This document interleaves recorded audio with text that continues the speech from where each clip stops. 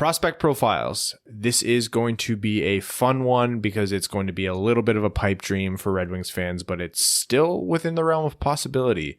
Of our prospect profiles that we're covering for potential 4th overall picks for the Detroit Red Wings, this one is, we're only doing players who could possibly happen, so we're not going to do an in-depth one on Alexis Lafreniere. It's just not going to shake out that way.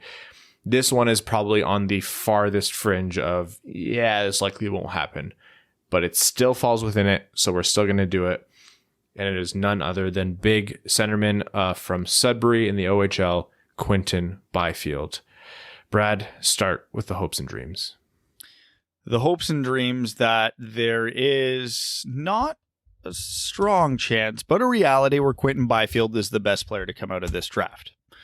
Not putting my money in that basket, but when you are the size of Quinton Byfield, can skate the way Quinton Byfield can skate, when you have the skill that Quinton Byfield possesses, he has every tool in the toolbox to be an elite player. That's the upside. The downside is he hasn't quite been that to expectation yet. Now, he did have a huge year, 82 points in 45 games in the OHL, which is remarkable, but that is about the same, pretty close to the same points per game as Cole Perfetti, for whatever that's worth, and Perfetti had a better rookie year.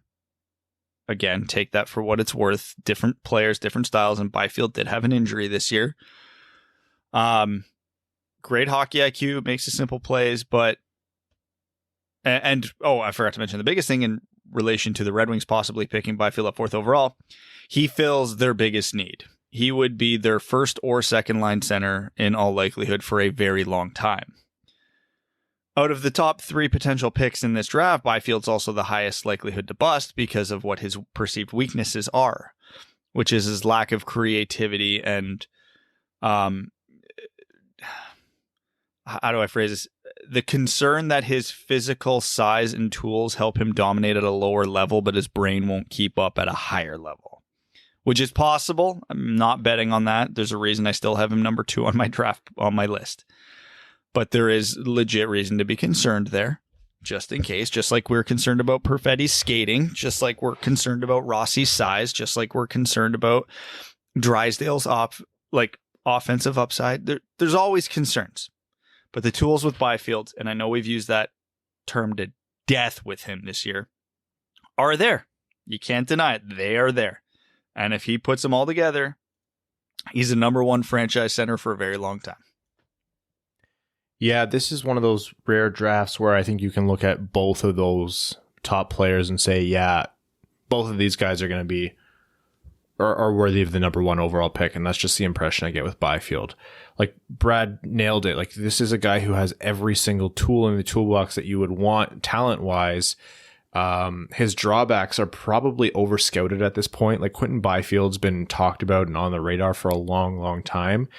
And this is kind of a known phenomenon where when the player is kind of in front of people's eyes and scouts' eyes for that long, they tend to pick at, identify, and inflate any flaws to the nth degree. We probably are doing it right now with Cole Perfetti. For example, like, it's just what happens with overexposure. So I don't buy too much into Quinton Byfield's drawbacks. I think, yeah, he's not lighting the world on fire quite yet, but if he was, then we'd be talking about him 1st overall over Lafreniere. There is a world where he's the best player out of this draft, or there is a world where Lafreniere's the best player out of this draft, and then Quinton Byfield's by far the next best player out of like this draft and the next 5 drafts, right? Like, it's not.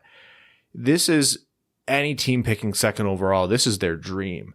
A 6'4" centerman who does everything and skates well. Like, are you kidding? And the fact that there's even discussion of this guy falling to Detroit is what A, blows my mind, and B, reminds me that we're living in a stupid 2020 simulation. I'm just going to put this out there now.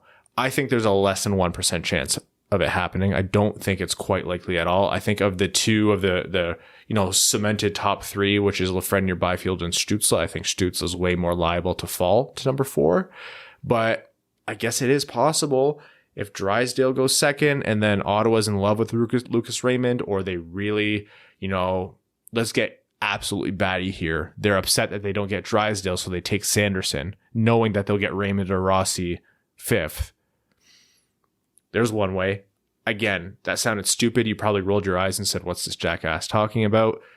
Still, I'm going to pretend like I was going to pretend like this was going to be a natural transition back in. I lost connection, and so this is going to take a lot of editing. But still, my point is Byfield is the best case scenario if you're picking not first overall, and he's going to make some team really happy. And if it's the Detroit Red Wings, I will strip and run for as long as I can.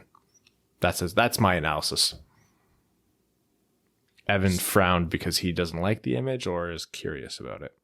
I just don't even know what else to add. Like, you can't teach size, and I've been lucky enough to see Quinton Byfield play a few times this past season, and he didn't light the world on fire to me, but he ended up with 5 points in the game. That's how good he is. He skates unbelievable, not just for a guy who's huge, but compared to everyone else in the draft. Like, for me, he's the total package, and I would be shocked if someone took him over Lafreniere, but I could understand why they would do it because it's that intriguing. I think the sky's the limit for him, but it also might be a slightly risky pick because you don't know what you totally have with him because it's sort of the big guy dominating the younger kids kind of thing. You know, if he was maybe 2 inches shorter, we wouldn't be having this conversation, which is kind of funny to me, but I've seen him play twice. I know that's a small sample size, but I thought he was incredible, and I didn't even think he was that entertaining to watch.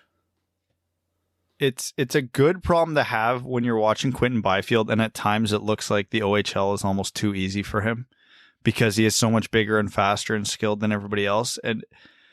And the only risk that comes in with that is you can go, okay, well, how much more room is there to grow in his game? Because if you feel like he's only going to get a little bit bigger and his skating is what it is, yeah, there's a reason to believe that he'll translate to the next level, and he's already good enough to play at the next level, but he might not dominate at the next level. And you can see that argument. I mean, it wouldn't be the first time a real big guy got drafted high and then just it did not translate when everybody else around him turned out to be as big and as strong as he was. But again, that's not Byfield's game. He's not a physical player for how big he is. Obviously, he'll have to change that when he gets to the NHL. Most players do. But yeah, it's the thing is that really leaves me wanting with how good he is we don't get to see his creativity in the OHL because he doesn't need it. I want to see what Quinton Byfield can do when he's put in a truly bad position on the ice, when the chips are stacked against him, when he's in double coverage with no outlets, when, you know, they're running a hard cycle and he's got the monster defenseman on him. Like, what is his creative way to get out of it? Because his way out of it now is just to skate and push his way through. It's not hard for him in a lot of those circumstances. So yeah, I would like to see more creativity in his game, but just because he's so good, we're not going to see it until he jumps up.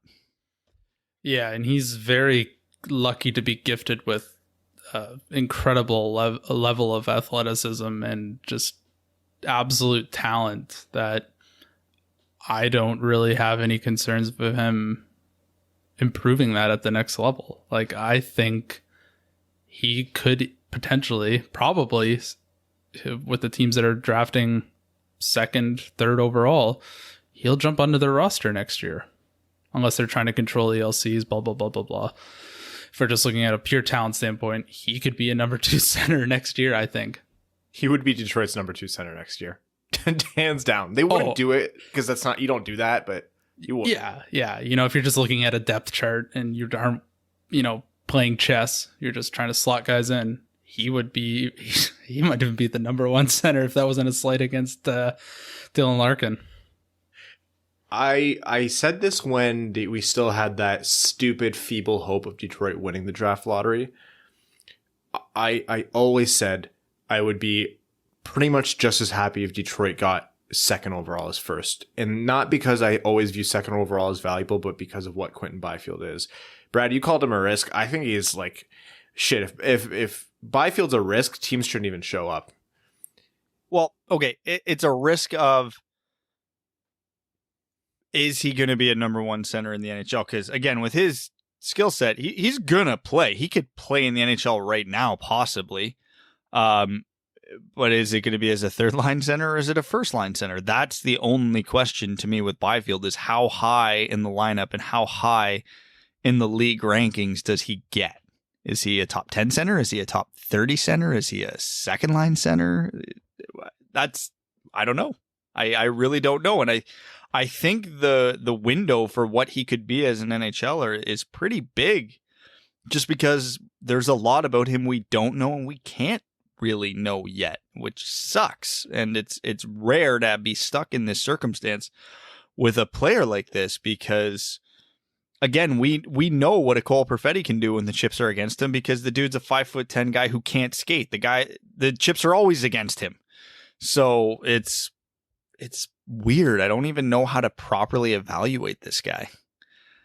You just pissed off a lot of Perfetti stands with that. I usually ask the question of how likely, or not how likely is, or how happy would you be? I think it's safe to say Quinton Byfield is second on all of our rankings behind Lafreniere.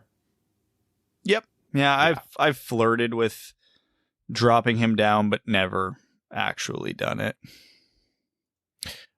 So I won't say, how happy would you be, because we'd be thrilled like Detroit won the lottery. Likelihood. Am I being too much of a pessimist by saying less than 1%? Yeah. I'd say 2%.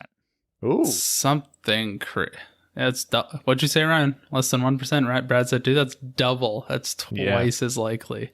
Well, yeah. I'll say 3%. Oh my goodness. Getting wild. Jeez. $1, Bob. I mean, if LA is as hot to trot on Stützle as everybody says, then it just takes Ottawa to like one guy, just a little more, and here we are. All right. Well, if Quinton Byfield comes to be for the Red Wings, you won't find happier podcast hosts anywhere. So let's hope that LA does something dumb and then Ottawa does something dumb, and then we reap the benefits. And then you just know, like, Jamie Drysdale is going to be the next Quinn Hughes, and we're not going to hear the end of it. But whatever. That's Quinton Byfield, and I'm sorry if this was a tease for Red Wings fans, but hey, it's within the realm of possibility. We didn't do one for Lafreniere, so there's that. All right. Thanks for tuning in to the Winged Wheel Podcast. Be sure to check out wingedwheelpodcast.com, where you can subscribe to the show on iTunes, Spotify, or wherever you get your podcasts. You'll also find links to other ways to support the show, such as Patreon, official podcast apparel, and more. And don't forget to follow the show on Twitter at Winged Wheel Pod. And of course, the hosts at Brad Crisco, at Ryan Hanna WWP, and at Hockey Town Evan.